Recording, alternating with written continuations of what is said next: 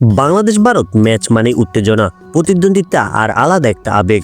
কিন্তু আপনি মানুন আর না মানুন, সুনীল ছেত্রী আমাদের জন্য এখন বড় হুমকি। কেন? তার প্রভাব বোঝার জন্য ভারতীয় দলের সাম্প্রতিক পারফরমেন্সের দিকে তাকান। সুনীল ছেত্রী অবসরে যাওয়ার পর ভারতীয় দল একের পর এক ম্যাচে ব্যর্থ হয়েছে। গত এক বছরে তারা একটিও ম্যাচ জিততে পারেনি। এতেই প্রমাণ হয় ভারতীয় দলে সুনীলের গুরুত্ব কতটা বেশি।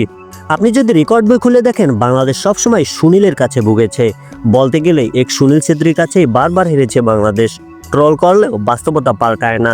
তার 94 আন্তর্জাতিক গোল, যা তাকে রোনালদো মেসির কাতারে নিয়ে গেছে। সুনীলের ফর্ম নিয়ে সন্দেহের কোনো সুযোগ নেই। এবারের আইএসএল এ নিয়মিত গোল করেছেন তিনি। তার অভিজ্ঞতা ও ফিনিশিং দক্ষতা বাংলাদেশের জন্য দুশ্চিন্তার কারণ হয়ে দাঁড়াতে পারে।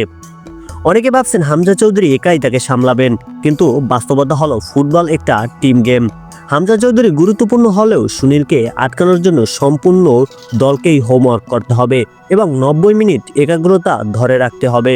বাংলাদেশ দল যদি সঠিক পরিকল্পনা নিয়ে নামে, রক্ষণ জমাট রাখে এবং সুনীলকে বল পাওয়ার সুযোগ কমিয়ে দেয়, তাহলে তাকে থামানো সম্ভব। সুনীল ছেত্রী কি সত্যি বাংলাদেশের জন্য বড় হুমকি, নাকি এবার বাংলাদেশ দল তাকে আটকে দেবে? কমেন্টে জানান আপনার মতামত। ভিডিওটি ভালো লাগলে লাইক, শেয়ার এবং সাবস্ক্রাইব করতে ভুলবেন না।